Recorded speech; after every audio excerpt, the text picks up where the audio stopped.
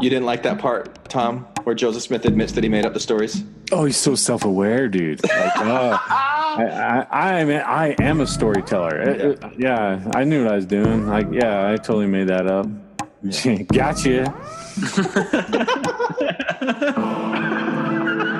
This is Infants on Thrones. The philosophies of men mingled with humor. We are the core.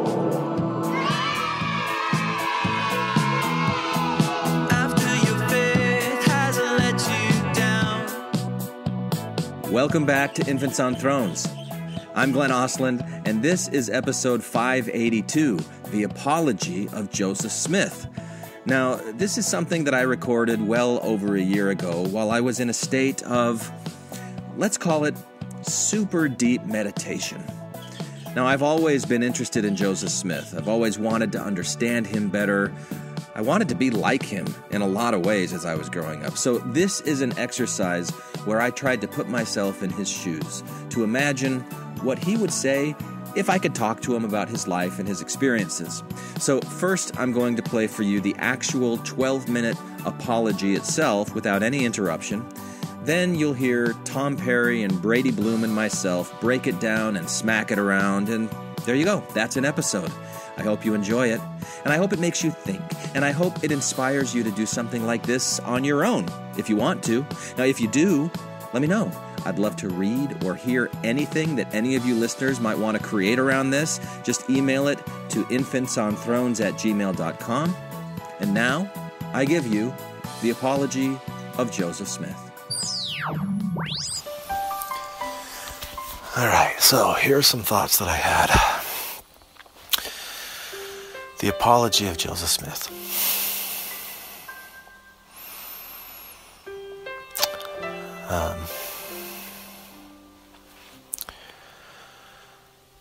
I was always a curious person,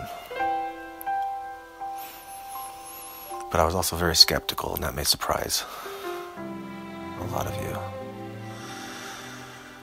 And I don't expect anybody to believe what I'm saying. I know I wouldn't if I was hearing it, because I was very skeptical always. Even as a kid, when I was hearing what my mom taught us about folk magic, it was interesting. There was something that drew me to it, but I challenged it. You guys don't know that, but it used to drive her nuts the way I would challenge her. But I wanted to test it. I wanted to prove it for myself. And that's how I got into the whole peepstone treasure digging thing. It was fun. And it was powerful. You know, people would pay us money to lead them on these treasure hunts. And we weren't getting money any other way. What would you do? But I knew what I was doing.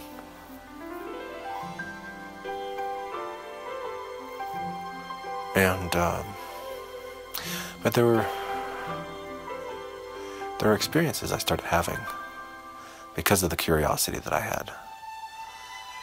I really started feeling like I was connecting to God. I was connecting to the divine. You know, the first vision story, it's a nice story. I made it up. I made up a lot of stories. I'm a storyteller.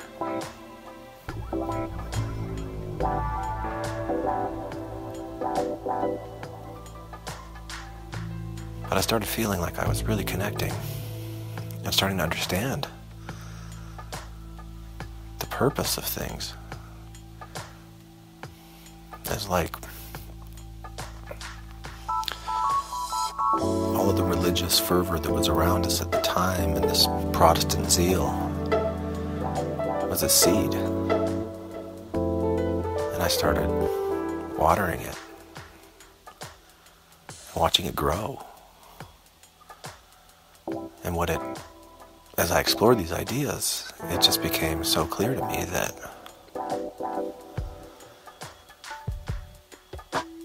we can be like God, that God was once like us. That there's this thing that I call the light of Christ that's inside of everyone, your spirit, your soul. I really believed that. I really believed that we were deity in embryo. And it was such a liberating way to view people around me because I had been so skeptical for so long. And I started really seeing the divine in everyone. I just loved everyone. And that kind of ended up biting me in the ass, but we'll get to that.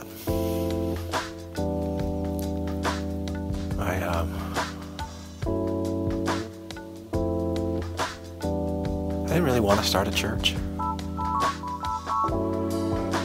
I was pressured into that. But it wasn't hard to go into because there was so much love, so much excitement. People loved the message. You know, the Book of Mormon was really my first venture into storytelling, and it was clunky. But it was as I was exploring these ideas. I hadn't come to some of the insights that I came to later yet, that's obvious. But I was embarrassed. I didn't want people to know that this was really just me and my imagination. And I didn't feel like it was just me and my imagination. I felt like it was real. Like I was really tapping into the divine. And it was a weird process of writing the Book of Mormon and getting it published, but you know, there you have it. I did it. I was kind of embarrassed by it most of my life, but it drew people. It attracted something. It ignited a spark. It made people feel like they were important, and I really felt like they were important. That the heavens weren't closed. That there was a chance for everybody to connect with the divine within themselves. That's how I thought of it. And so I framed it in different ways that I thought they would accept. I was always asking, how can I teach? How can I share what I'm feeling with others in a way that they'll understand it and accept it? And I made a lot of mistakes, a lot of trial and error. But ceilings, you know, when I got this idea for the temple, I mean, it was there in the Bible, so it wasn't like this brand new idea that I had, but that we could use this as a way to create a ritual to show people that we really are connected. And so I'll say, let's seal you together. So now you feel like before you didn't believe that you were, but now after this you feel that we are. So we have these sealing ceremonies in the temple. Not just to husband and wife, but to everyone. We were all sealed together. It wasn't about marriage, it wasn't about sex, it was about the unity of soul and how everyone was connected in the divine in the way that I imagined it.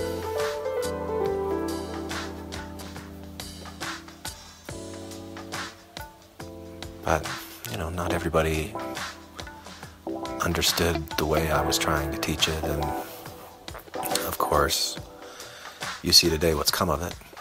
These symbols that had these ideas behind it that I was just exploring became monuments, monoliths, and a lot of wealth. I would have loved to have seen some of that wealth in my day.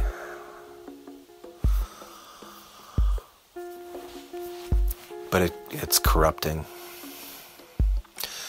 And I gave away as much as I ever earned. More. I didn't care about wealth. I did care about power. Felt good. The more that people were attracted to what I was saying, it felt good. And, you know, slowly over time, that connection that I felt early to the divine got thinner and thinner and thinner, and It was as my ego was growing larger and larger and larger. I was kind of pushing it out. And I was still doing pretty good. I was still having good insights. I was still leading people in ways of self-discovery for them. But when I started taking the idea of sealing a little bit too far and loving too far, it started with an innocent dalliance with Fanny Alger. I mean, there were others before that, truth be told. But that's the most well-known. And it gnawed at me. How could I do this? How could I have such this connection to the divine that I felt like I did, but still be cheating on Emma? She was awesome. Emma was awesome. Why was I cheating on her?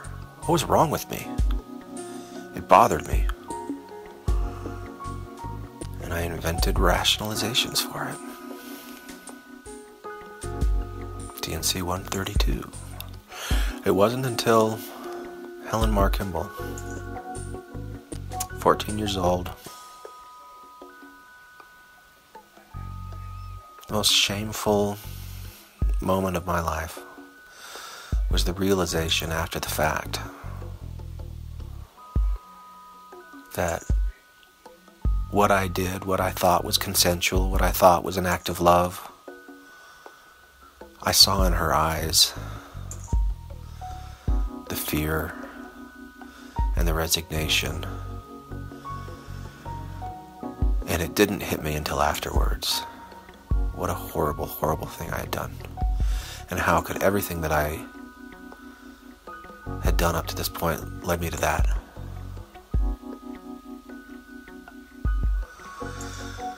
And I went a little crazy. I got really defensive. I wasn't the same person I had been before. And I saw that the way that the direction that the church that I had started was going, I wasn't proud of anymore. It was out of my control. I was out of my control. And there's no excuses for it.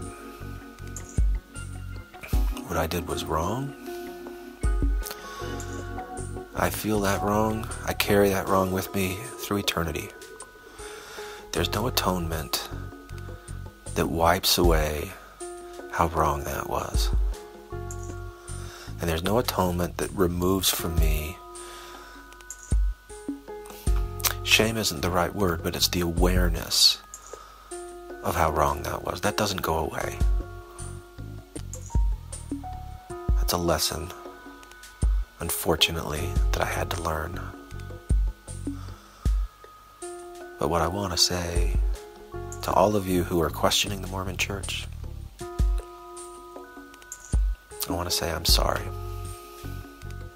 I apologize. I was wrong. And the way that this church has gone, I'm not happy with. I'm on your side, if that means anything to you at all. I'm on your side. What is it, like an 8 on the Tom size scale? And then maybe it was more of a, there's definitely parts that are super annoying. But I will say this about this is, don't listen to this when you're tired, because you sound tired. And so, yeah, you might have been tripping balls or whatever it was, but you also sound like it was just so hard to put thoughts that actually came out of your mouth. Like, God, all right, how do we do this again? Mouth, let's construct Really? thoughts. That's what it sounded like to me. It sounded like you were really struggling to get this stuff out, but then all at the same time, you're like, oh, dude, I'm saying words that mankind's never heard before. This is amazing. I think I don't know about words that mankind has never heard before, but maybe arranged in certain orders that have never been heard before, Tom. I think this is the first Same thing. Come on. We're together. splitting hairs. Come on, man. We're just being precise. It's been a while because it's been about a year for me, but I remember, so like it was at a time when I was trying to reconcile a little bit of like still having some of that anger phase and like just blaming Joseph or the church or all sorts of things for everything instead of, and I've moved a lot through that to a place of more like, Joseph probably was doing what he thought was the best thing to do, even though it was incredibly ego driven in my own opinion of it. Right. But what I remember liking about what you're going to share was I felt like it was your way of kind of communicating with your idea of Joseph. Exactly. Yeah. And kind of finding that common ground of understanding of like, okay, where was this guy coming from with a lot of the shit that he did too. Right. Yeah. And what was the motivation behind that and how did he justify it and other things too. So, so I remember liking that. And I don't remember the specifics though of stuff that, all right. Before we get into that, I want to ask a question, Brady, real quick. Cause the thought popped up. So do you feel like that your ability to understand whether it's Joseph Smith or Brigham Young or any of these figures that maybe at one point you may have despised or looked down on or thought that they were evil, I guess, and then you got to a place of understanding, like, if we take the historical context into play and maybe some of their, the way they were raised and the environment, all that stuff. Oh, okay. So now I'm starting to get more of a 3-dimensional picture of who this person was. And I understand maybe more of their motivations. Is that more an evolved or a mature way of looking at things? Or is that just time that does it? Because the reason why I ask that is because a good friend of mine, he has been going on this evolution of trying to understand pedophiles, try to understand. And I know I'm not trying to connect two dots here with Joseph Smith and pedophiles. But in order, easily, but a lot of people do. But what I'm saying is like to really understand a behavior or someone who does something that you truly think is abhorrent or evil or disgusting or something that you just can't understand. That's bad. Even for someone who's a pedophile, which I think is mostly universally accepted as bad. Most bad. Yeah. Okay. Anyways, but if you spend time trying to understand that person, like, well, I don't even want to go down that road, but if you spend time trying to understand certain individuals, I kind of feel like while that is good or healthy to do it, because it also helps you do that to other individuals that you don't see eye to eye with or whatever. But anyway, I think I've gone on long enough. You please, I want to hear your opinion on that. So I can just share from my own experience. So as far as saying like, whether that's like evolved or whatever, right? Like a higher way of thinking, I don't know. And it's kind of unimportant to me because it's been really helpful to me. Right. So one thing first is by doing that, particularly it's been somewhat helpful, like thinking of Joseph in that way. I have so many family members and so many friends that are still active believing Mormons. Right. And I interact with them. And there is still, even with my efforts to like be understanding and show that kind of empathy or kind of trying to get into their view, there is still a wall that's there because before we believed the same things, now we don't, right? But it's allowed me to be able to have meaningful conversations where I can suspend judgment of where they're at. And particularly, I think it's even more helpful like with the current leaders of the church because it's our time. They're the issues that we're in and involved in right now.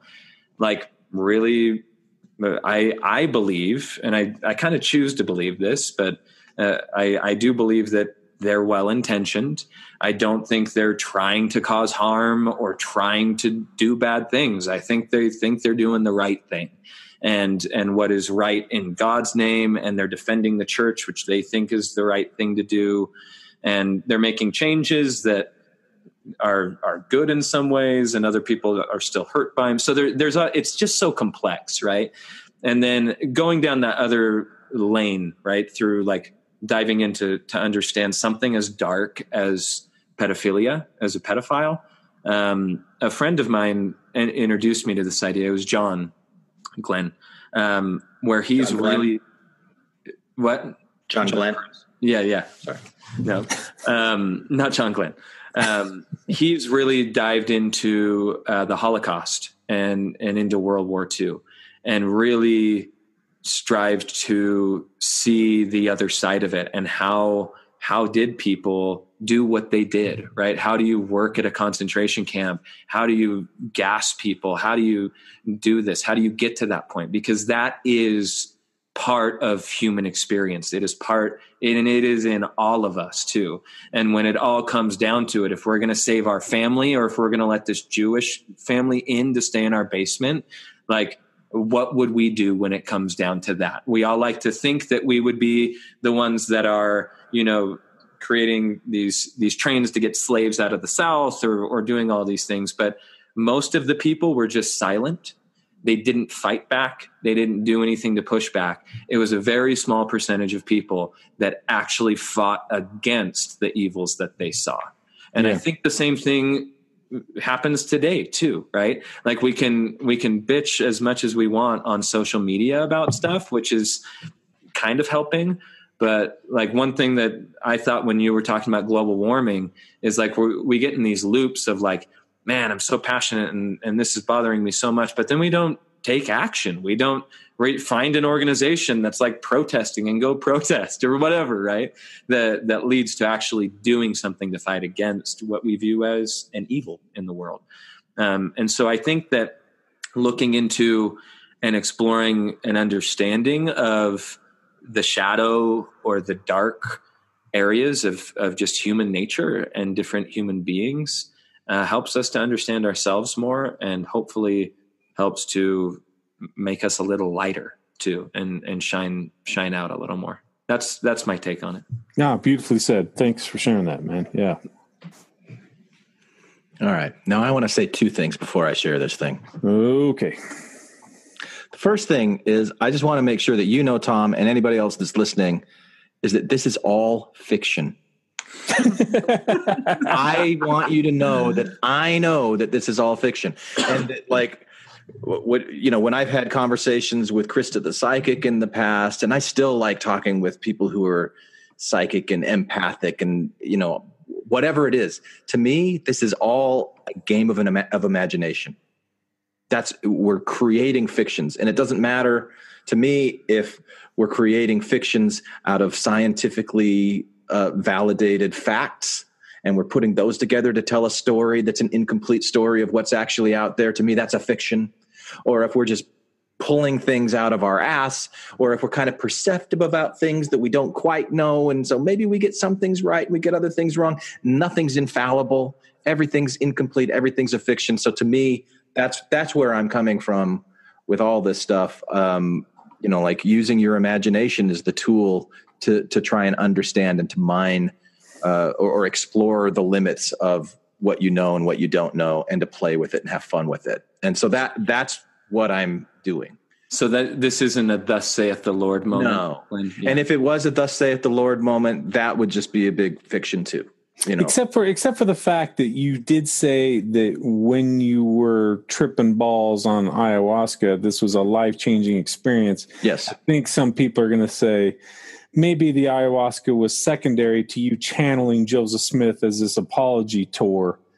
That might have been the life-changing experience. The ayahuasca was sort of a secondary thing. Then let me say the second thing that I was going to say in these two things, because I think it addresses that. So before I did the ayahuasca, I read Michael Pollan's book, How to Change Your Mind. Ooh. I read this book by Rachel Harris that's called Listening to Ayahuasca.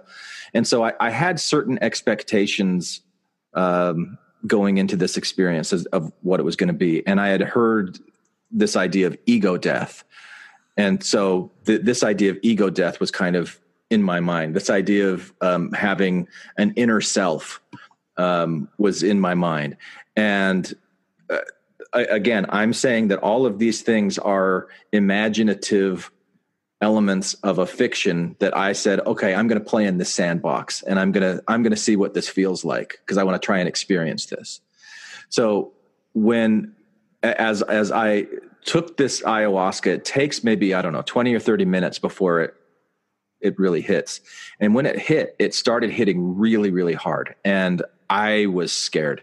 I didn't like the way that I felt. I wish that I hadn't done it. And I just wanted to get up and leave this group that I was with, these people that I'm sitting in the circle. I was struggling. And I'm turning to my right, turning to my left. And eventually I remembered what people had told me. You just need to relax into it. Just breathe, just, relax. It'll be okay. I couldn't. I was just struggling against it so much. And after, I don't know how long, 10, 15 minutes of struggle like this, I finally did just relax into it. And then there was just this kind of peaceful experience. And it was almost like I was in this void. And I started having a conversation with Quad. And it was my inner self. And my inner self was saying, all right, welcome here, Glenn. What was that all about? What was what all about? What was that struggle about? It's well, I don't want to be irrelevant. I don't want to die. I don't want an ego death. I like me. I like being in control. I like being lucid. And then I like being in control. And the inner voice kind of chuckles oh, so you think you're in control, do you? That's cute. See, there's the condescension, Tom. Mm-hmm. Right. And the story that I was telling myself in this state was it's not an ego death. This isn't about a death. This is about a marriage. It's about connecting more to who you are, this idea of an inner self, whatever that is, trying to understand more of what you are than just the limited piece that you're able to experience of the world. And part of that for me is also being open to why does a pedophile? Why, so the Michael Jackson thing, that's why I kept butting in with the Michael Jackson stuff, because I watched that documentary on HBO and it just sickened me. Yeah, of course. But I also felt really bad for Michael Jackson. And I thought there's gotta be things in his past and in his history, and again, we're not going to say he didn't have a choice, because there's bound will, but so you can condemn it, but still feel sorry for him at the same time. I don't know so to me, that's a way of stretching the limits of what I perceive and what makes sense to me, and trying to, I don't know what the value is in it or not, but just to be more forgiving, I guess.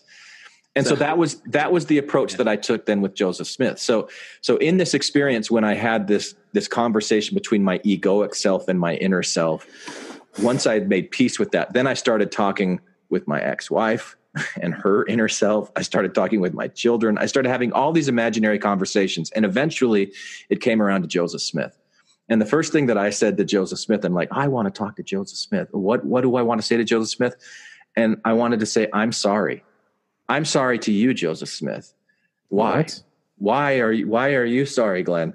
I'm sorry because I make fun of you a lot. I rip you to shreds on a podcast in front of dozens and dozens of people. And I've been doing it for years. and he's oh yeah, that's no big deal. You're talking about that guy. Oh yeah. That guy that you're making fun of. I hate that guy too. Yeah, that guy went totally off. He was totally flawed. A lot like you've got flaws, Glenn. But so let's talk about your flaws. So anyway, we kind of did that. So this was all pretext to what I'm going to play now. All these things had happened before and were kind of in my head as I was telling myself this story and this fiction that you're going to hear. As I was trying to understand what would it be like if if I had been Joseph Smith, or if I was speaking now with the limited things that I know about him and everything else. So that's the background. You ready?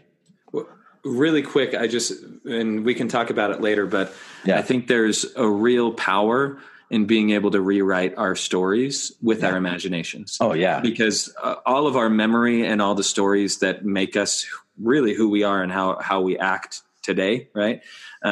They're all based on our limited perception that we had and the way we perceived events. So being able to use our imagination to see those things differently can change the way we interact with life going forward. And so, like becoming can be a powerful tool, but it's important to distinguish it with imagination from reality too, right? And to just understand that, to have that dynamic in the play and not get lost in the imagination and story, but actually tying it into real life. Yeah, I was going to say that I think that's where pathological liars come in, where they get lost in the stories they construct. Anyway, yeah, go ahead. Okay. All right.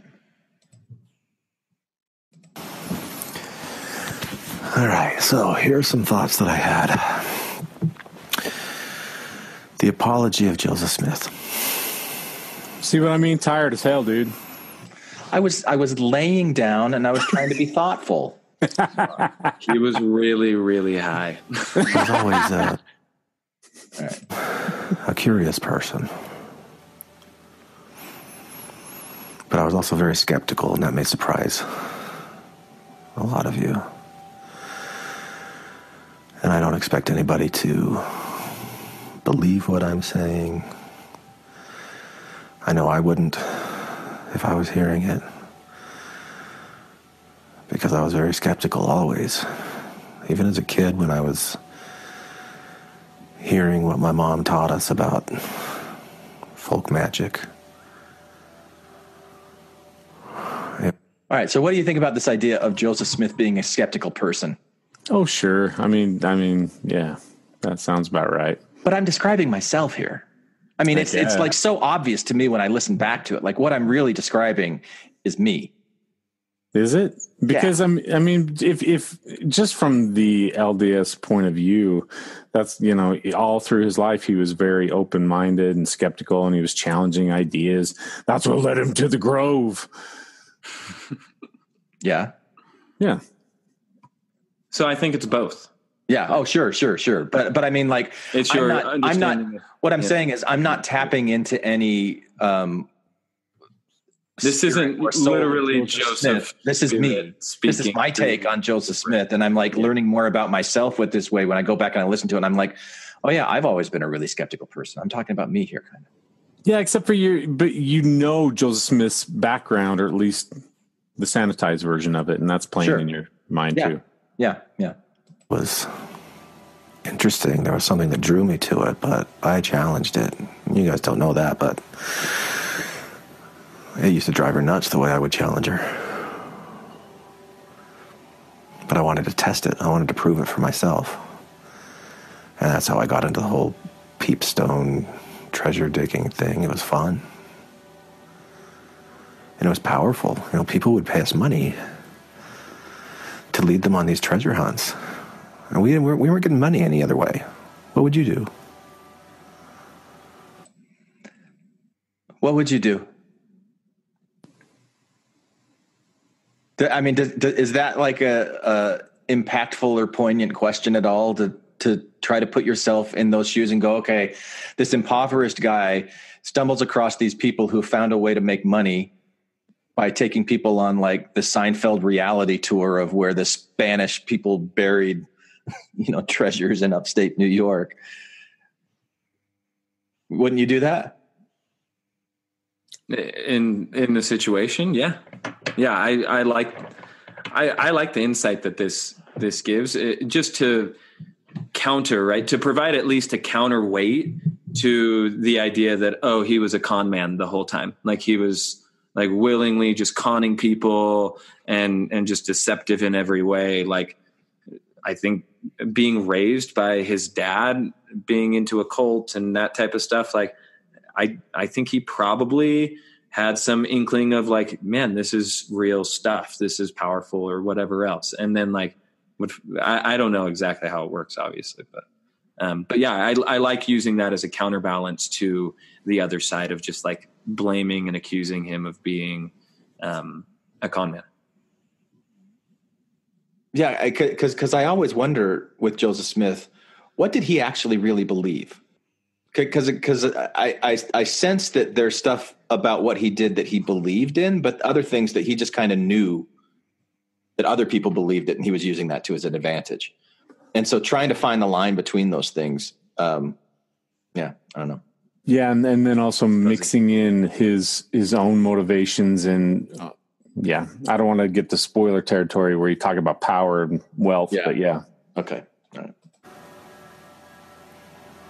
But I knew what I was doing.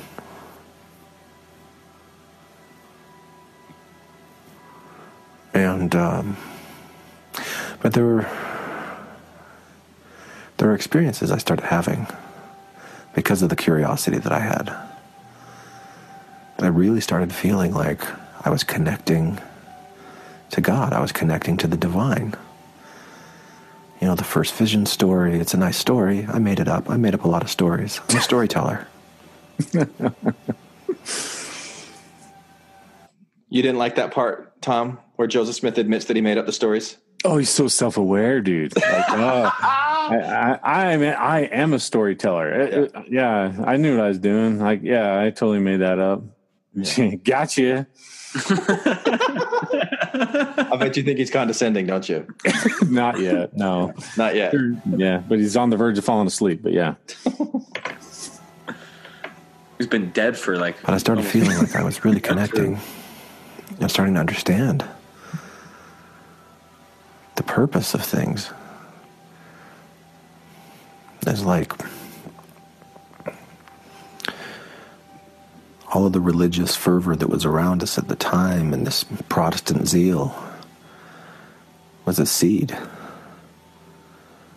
And I started watering it and watching it grow. And as I explored these ideas, it just became so clear to me that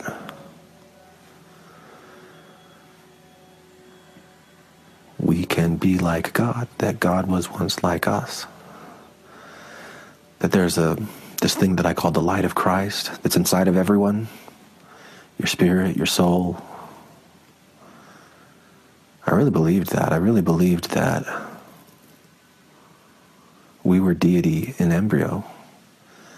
And it was such a liberating way to view people around me because I had been so skeptical for so long. I really liked that idea. Really? You know, I mean, yeah. I mean, the thing is, even when I listen back to it now, like there were things that were coming out of this experience that weren't. I could say they weren't premeditated.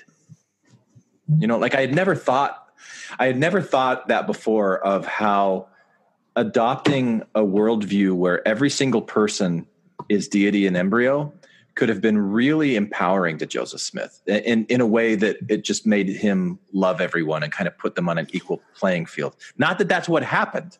I don't know if that's what happened or not, but the idea of thinking of everyone like that is a really powerful idea to me now. Okay. I agree. And like studying yoga a little bit, and I recently read the Bhagavad Gita, and I like Eastern thought and everything. And honestly, that's something that is pretty clear in Eastern traditions and Eastern idea, is being able to see that. And like, it's something I've practiced a little bit. I've been a little out of practice with it, but earlier this year I was really playing with that idea as a belief to really see God in everything around me, within myself, but then seeing it within myself, seeing God in the barista at Starbucks, right? Mm-hmm. And it really does change the way that I interact with people. I interact much more openly and just more connected, more with more curiosity and care, right?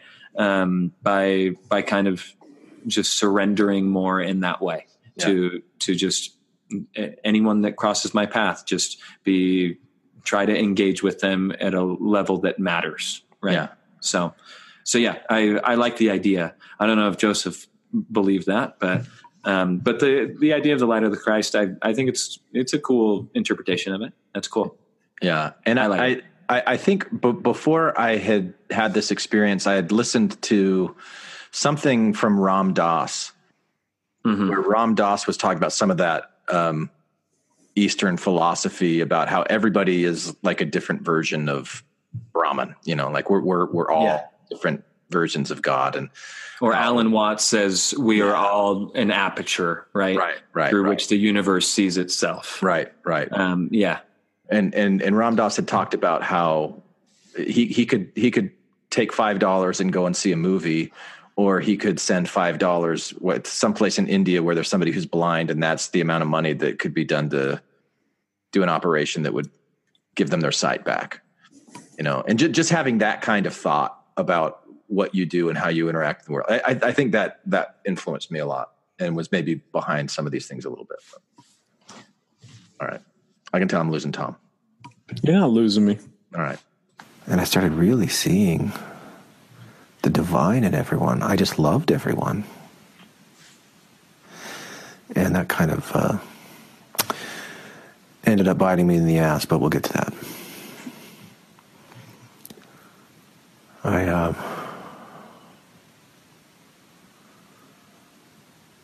didn't really want to start a church. Bullshit. I was pressured into that. But it wasn't hard to go into because there was so much love, so much excitement. People loved the message. All right.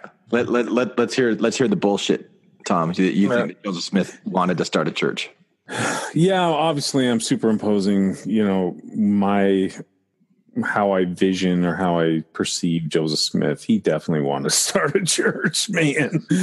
This power-driven, egomaniacal guy definitely wanted to start a church. So that's why, and maybe I'll even give your little channeling thing here, high as balls channeling thing, to say that, okay, maybe there were times where he's like, I don't know if I really wanted to do this. Like he's second guessing himself after he's already freaking committed. Sorry, dude. You're already planted the seeds that you're watering. So, yeah. Well, do you remember, this was probably like 4 years ago, we interviewed Tyler Measom about An Honest Liar. Oh, were you on that one?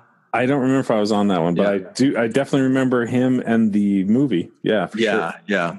And so for a few months after that, he and I went back and forth for a while on ideas for like a cable series about Joseph Smith and the rise of Mormonism. Brady, we've talked about that. Yeah. I think I sent you some of the things that we wrote.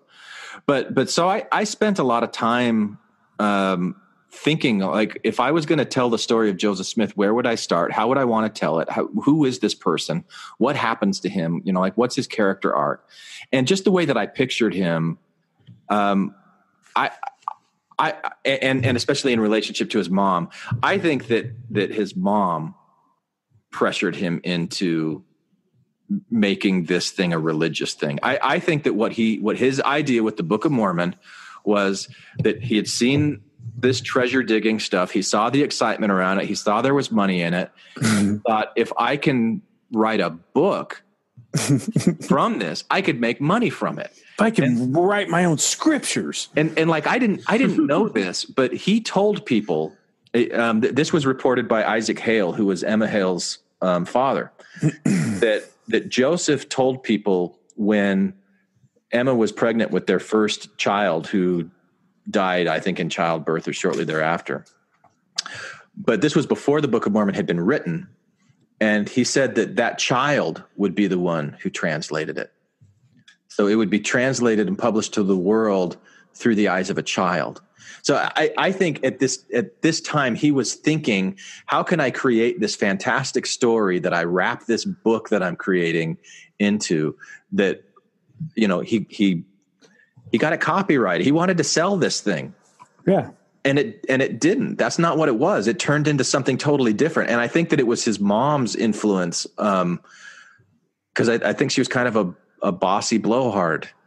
I don't even know where you're getting these ideas, but I definitely don't have any evidence to try to counter it. So I'm just going to roll. Yeah, I'm just telling you some of the backdrop of why I'm making choices in the fiction that I'm creating about Joseph Smith. Yeah. You don't remember that quote of Hiram calling his mom a bossy blowhard? That was like, it's engraved in gold plates. I swear. Yeah, right. Yeah. Yeah. Well, but like her history, like historians kind of take it with a grain of salt because she was prone to exaggeration. And there's a book called The Sword of Laban that talks about when Joseph was a boy and went under the knife, for his bone operation. Is this where he refused the alcohol? That's the one. Yeah. Right. And this book it was really influential on my understanding of the dynamic between Joseph and his mother and his father. Fair enough. All right. That way. Move on. So, all right. Yeah. I'll move on, Tom. The Book of Mormon was really my first venture into storytelling, and it was clunky. But it was as I was exploring these ideas. And I hadn't come to some of the insights that I came to later yet, and that's obvious. I was embarrassed. I didn't want people to know that this was really just me and my imagination. All right. Why the snickering? You don't think that Joseph Smith was Brady snickering? Oh, was it Brady that was snickering, or was it Tom? I don't know. It was Tom. I wasn't paying attention. I was just trying to listen to the words as they're being spoken. Yeah.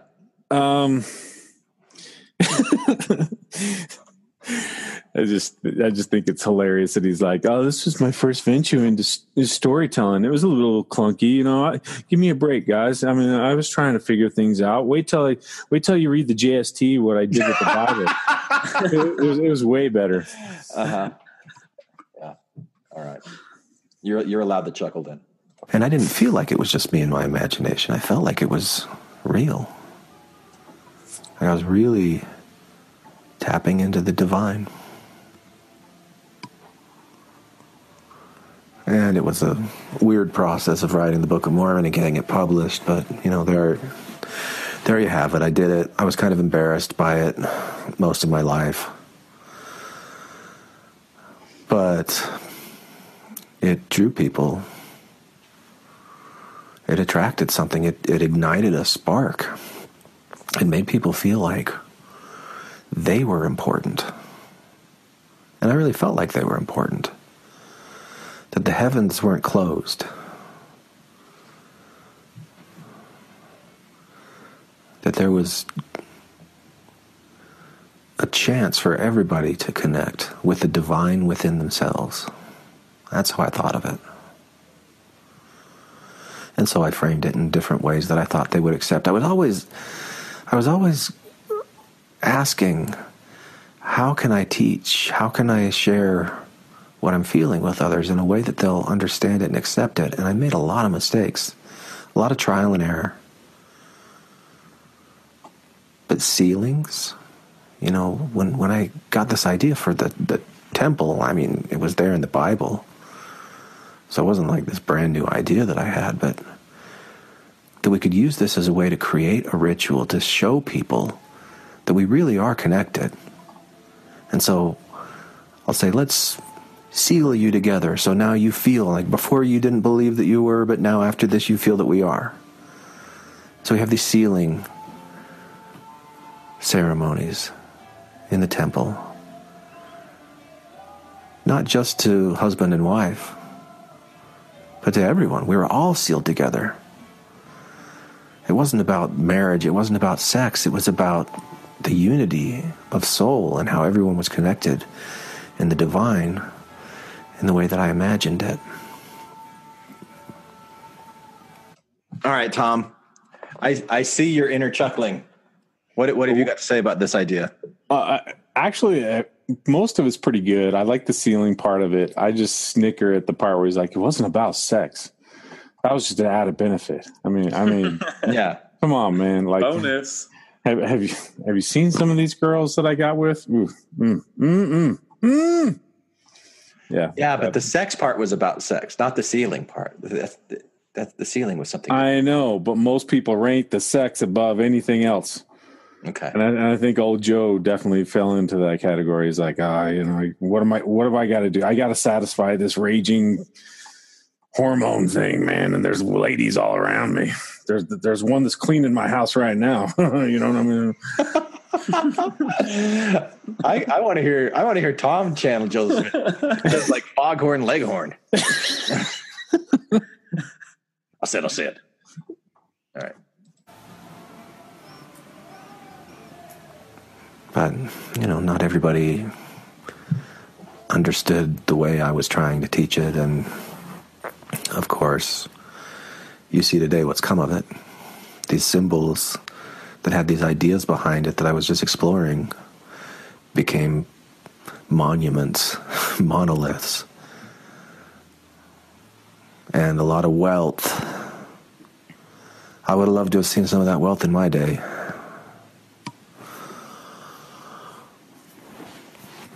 But it's corrupting. And I gave away as much as I ever earned. More. I didn't care about wealth. I did. You don't believe that, huh? Not a chance. Sorry, dudes. He was very interested in money, I think. Oh, definitely. And you're being real charitable to this dude right here. Well, it's the dude talking for himself. It's Joseph being charitable to himself, man. Yeah, the Glen abides, I guess. Fair enough. Yeah, but is that not true? That I mean, of course he tied economics and politics and religion and everything together in Nauvoo, and he did benefit from it. But he also was incredibly generous. And he didn't really keep track of stuff, like I another book that was really influential to the way that I understand this side of Joseph Smith was Sterling Van Wagen, and then a biography of Sidney Rigdon. Wait. Is he the guy that just got arrested? Oh, I'm probably saying the wrong name then. I don't know. Yeah, that guy that just got arrested. I dated his daughter at BYU. We shouldn't be playing this. We shouldn't be playing this Joseph Smith thing. I definitely want to hear more about this. Yeah, I'll tell you about it later. Oh, okay. She was one of the. I'll tell you about it later, but I'm going to tell you that producers of the Blair Witch Project. Oh yeah, she worked on that, and the guy that she married worked on that. Anyway, she died of cancer several years ago. Sad. Oh, that is. But anyway, yeah. So this book. And now I'm going to have to check out the name. I think it's Van Wagenen or Van Wagener that wrote this biography of Sidney Rigdon, and talked about how both Joseph and Sidney Rigdon avoided manual labor, and what they were trying to do with their preaching was to make a living doing it. And so trying to find ways, and of course, giving all of these sections in the Doctrine and Covenants about how people were to donate all of their stuff to the church, which then they would benefit from, puts a huge target on both of their backs. Yeah. Okay. But I mean, what's the side there? I don't get it. No, I'm with you. I just, there's always the counter. I mean, Joseph Smith in all of his actions showed that he was hyper focused and borderline obsessed with power and money. And obviously, I think even in this, you interweave them a little bit because, yeah, they're interconnected. Yeah. I think you can't have power without money. You can't have money without power, or vice versa. Right. And I think he was seduced by it over time. Oh, sure. I mean, he was probably seduced through it throughout most of his life. I mean, he ran for the president of the United States. I mean, yeah, this guy had an ego that needed to be satisfied along with the sex drive and his wallet. I mean, he had a lot of things that needed to be satisfied. So, yeah. All right. About power. Felt good. The more that people were attracted to what I was saying, it felt good. And,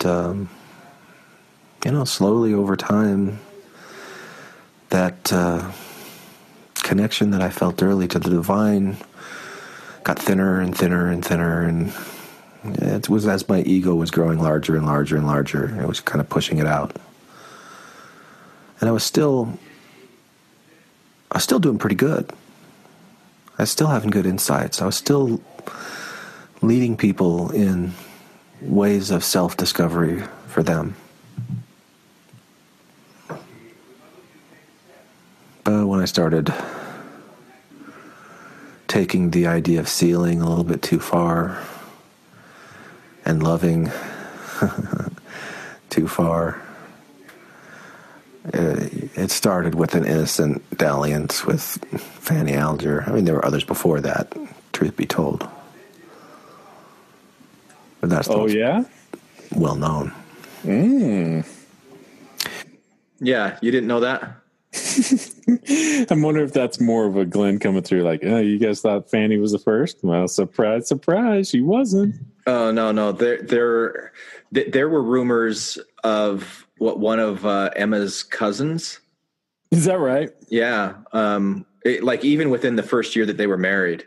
After they eloped together. It's funny. I'm not the slightest bit surprised, but yeah, that's funny. Yeah. So I had read that in other sources. I wasn't making that up.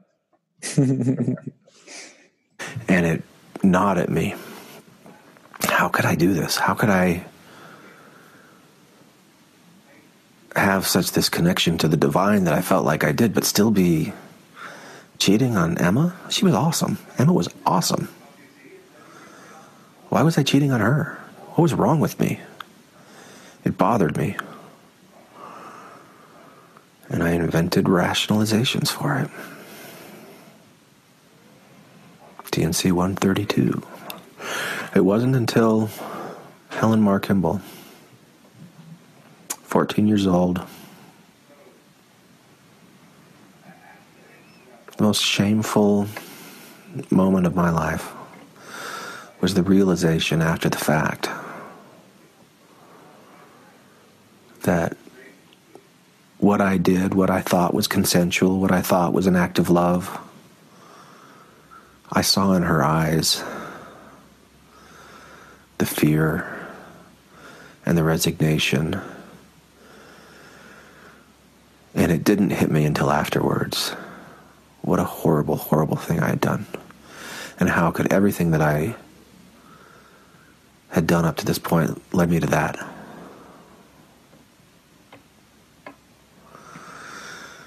And I went a little crazy. So what do you think about that, Tom? Why is this all me? I want to hear Brady talk a little bit. I know. I'm glad that Tom's been on the I'd love to hope that was true. That it was the most, because I believe it's the most shameful thing that he did, from my perspective. So if I were in his shoes, I hope that I would have that same kind of reaction. Well, I hope that I wouldn't have done what he did, but yeah, I don't know if I believe that is true, but I'd like to hope that is. So I think that's the most I could say about it. That's good. I also like to think that, I like hearing this sort of fictionalized version of the self-aware Joseph Smith. I definitely don't think that Joseph Smith was self-aware. I think he had a lot of things going on in his head and in his mind, and on his dick. Just a lot of things that prevented him from doing the self-care and the self-analysis so that he could understand and reflect on his decisions and stuff like that. I think he kind of reminds me, at least some of his decisions, I'm not trying to parallel him with Trump, but somebody who's just wrapped up in sort of the pleasure cycles and the things, and always defending his actions afterwards. Anyway. Yeah. This is the Joseph Smith that spent 180 human years in spirit prison. Yeah, right. Yeah. Yeah. So I think some of the inspiration for the Helen Mar Kimball thing, because when I was talking about this, I could really picture her face and her eyes, and like, what would it be like to have done that? And then you see that, just the terror, and like, what would that feel like?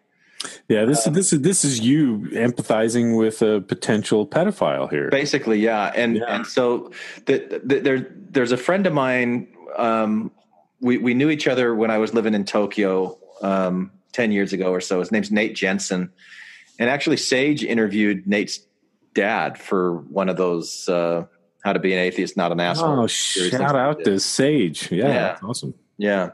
But Nate is this really talented artist, and he'd do a bunch of pencil sketches. And there's probably still a blog out there that has all these sketches on it. But one of them was Joseph Smith, and I think Helen Mar Kimball. And he's on the bed, and he's reaching out to hold her, and she's trying to flee. And he's like holding her down. And it just is such a jarring image to see and to think that, you know, these things that we hear in stories and we're horrified by actually happened to some degree or another. And the details are totally lost. Yeah, potentially. Yeah. But trying to put on that imagination, that condescending imagination, and empathize, what would that have been like? And did he, you know, like, are you going to be in a position where you're willing to accept the apology of Joseph Smith or not? I mean, that's, you know, that's for every person to decide for themselves.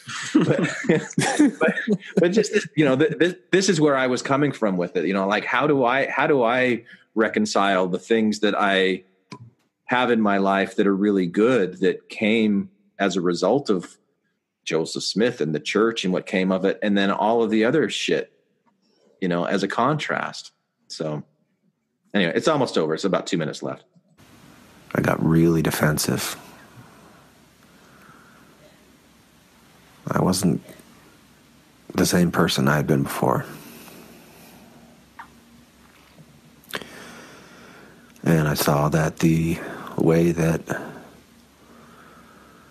the direction that the church that I had started was going, I wasn't proud of anymore. It was out of my control. I was out of my control.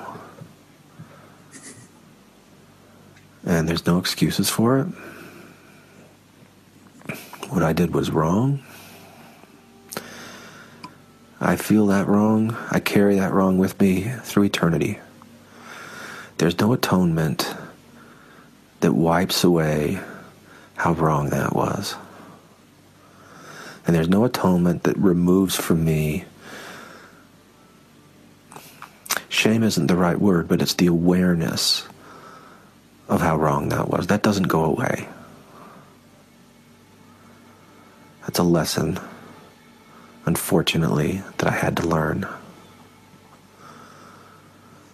But what I want to say to all of you who are questioning the Mormon Church, I want to say I'm sorry. I apologize. I was wrong. And the way that this church has gone, I'm not happy with. I'm on your side. If that means anything to you at all, I'm on your side. That's it. Spirit withdrawn. Spirit withdrawn.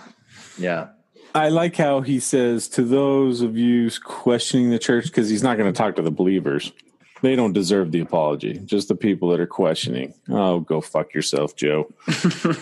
you owe that apology to everyone. Oh, I don't think that the apology was just to those. I think the message to people who were questioning was, I'm on your side.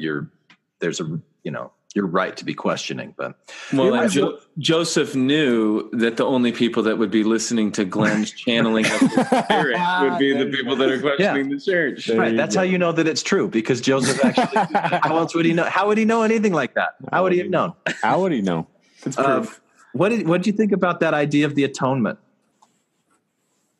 What, that it doesn't work? Yeah, that there is no atonement that erases the impact of these kinds of things. Like these impacts, these ripples, that if there is some kind of an eternal spirit that records like a record, an angel writing in a book. Yeah, or something where it's just like the imprint of, or on a microchip, or I don't know, however data is stored in a cloud. Literally, we've been able to technologically duplicate some of this stuff. That maybe life, having evolved for billions and billions of years before us, has figured out how to do all on its own, and that encoding is kind of within us. Mm-hmm. Maybe, but that coding wouldn't erase anything that had ever been done. Mm-hmm. So like if there was some kind of a personality of Joseph Smith that existed beyond the grave, he would remember everything that Joseph Smith ever did. You're talking karma, man. Conveniently go away. Yeah, maybe that's the idea of karma. I don't know, but just that stuff doesn't just go away because you're like, well, Jesus died for our sins, so let's just forget that we ever did anything wrong. No, that's not what it means. I don't know.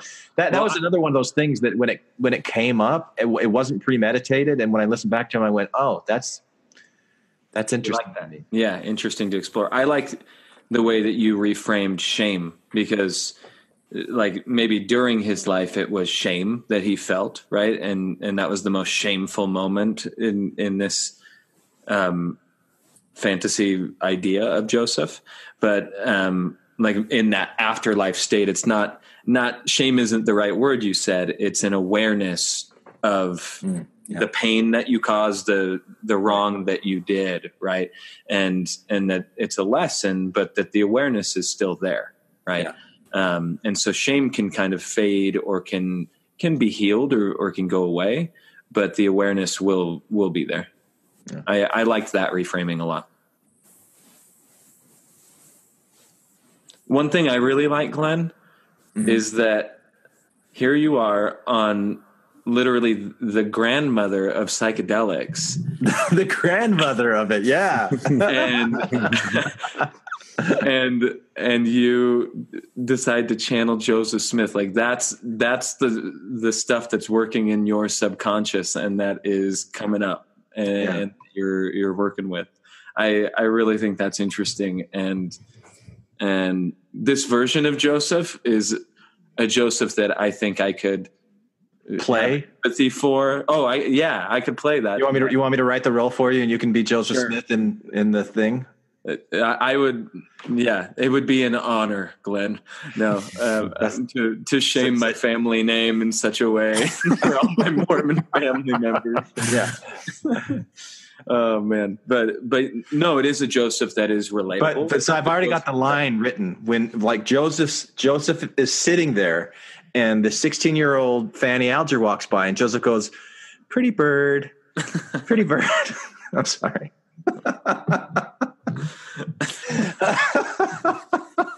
Silly old bear. Silly old bear. Yeah, that's when he's with the bald gay man.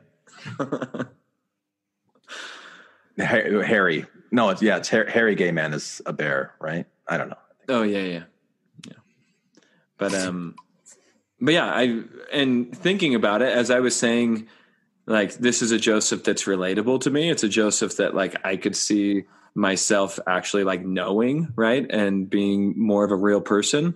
And like people really liked Joseph when he was alive. Like he was amiable, and he had that influence on people and could connect with people. Yeah. And so like the demonized version that we often paint in our own minds, right? Having left the church and having a much just keener awareness of the dirty details of the history of Joseph, I think doesn't paint the full picture also, right? The complexity between the shadow and light side of Joseph Smith. And that can easily be said for believers who borderline deify him. Oh, absolutely. And Truman J. Madson's Joseph Smith, lectures on Joseph Smith were hugely influential in my sympathetic view of Joseph Smith.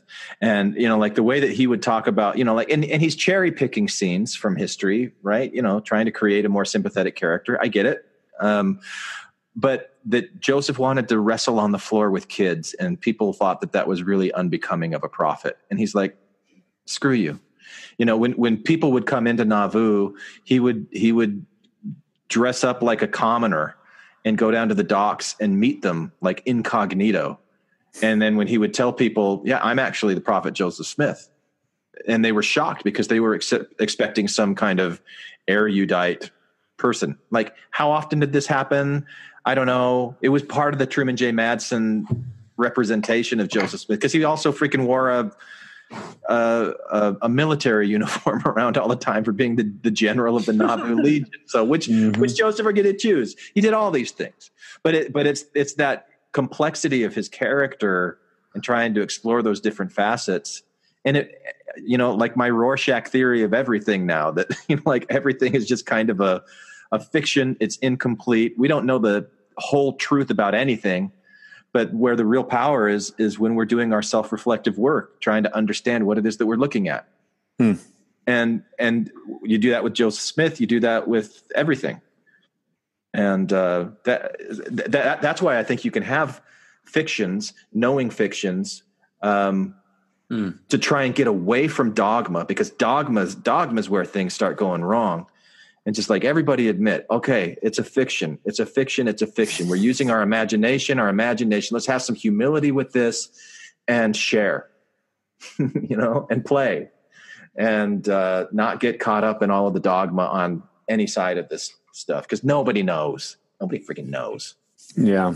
It's curious though, if I went down the road down to Peru and decided I was going to trip balls and I wanted to take that journey, I'm pretty confident I would not channel Joseph Smith, but there's a slim chance I think I would channel Brigham Young. I've always been curious as to why people have been so fascinated with this charismatic guy who died in his 30s by, shooting his way out of a jail. But I've way been more fascinated with Brigham Young. That dude was polarizing. He was a character. He was ballsy, man. Ballsy, evil as hell.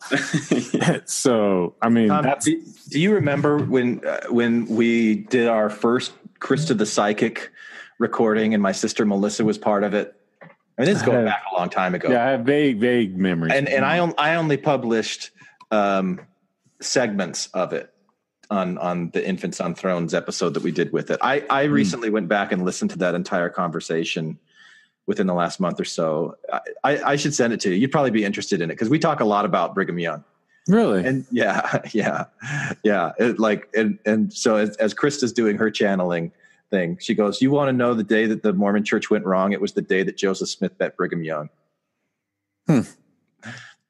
And anyway, it was an interesting conversation that was driven, I think, a lot by your curiosity into Brigham Young and the kind of questions that you asked, and then the things that we would talk about as a result of it, as we're playing with this Rorschach thing that really is just about how are we responding and reacting to this work of imaginative fictional art that's being put in front of our faces.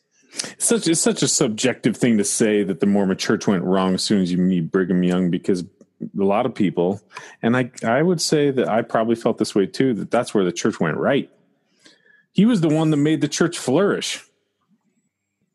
So, but flourish in a very different direction. Anyway. Yep. Yeah. The Joseph Smith biography was the thing for my younger brother. Yeah. My older brother and I had already left the church. and I'd let our family know. My younger brother had started reading or listening on Audible to the Brigham Young biography, and he had to stop it. He turned it off, and he's like, I can't keep listening to this testimony. Because, man, I was busting up listening to that thing. But, like, over the pulpit, he's saying, well, shit on you. And, like, he would shame people. Yeah, man. Wild, man. He was a wild dude. Anyway. Yeah, I'm pretty sure I wouldn't channel Joseph or Brigham going down to Peru. Who would you channel then, Brady? Jesus himself? The Quad, most likely. Quad, yeah. The ball of light named Quad. Your own internal quad? Yeah, my own internal quad for sure. Inner quad? Yeah. Your higher quad? My higher quad.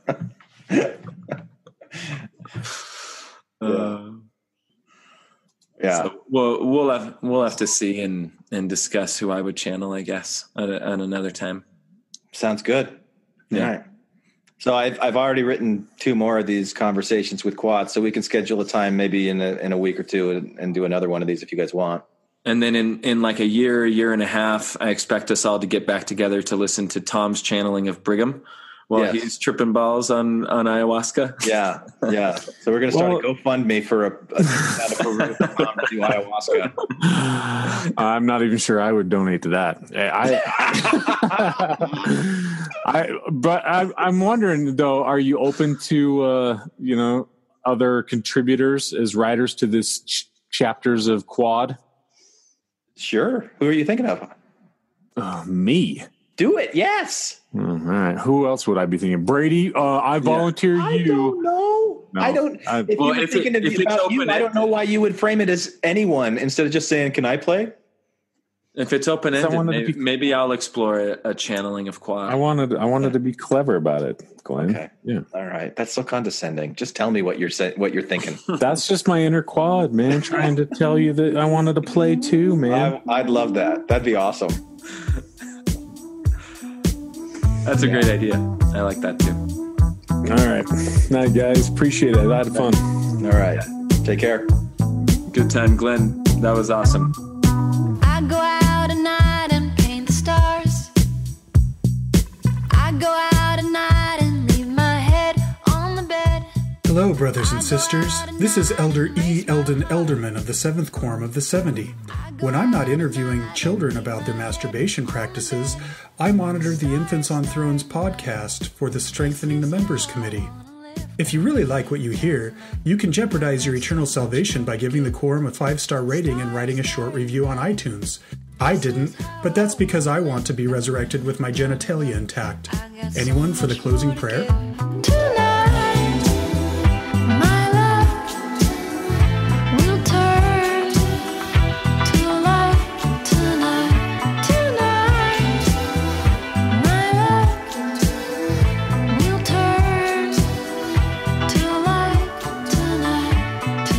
Thank you for listening to Infants on Thrones.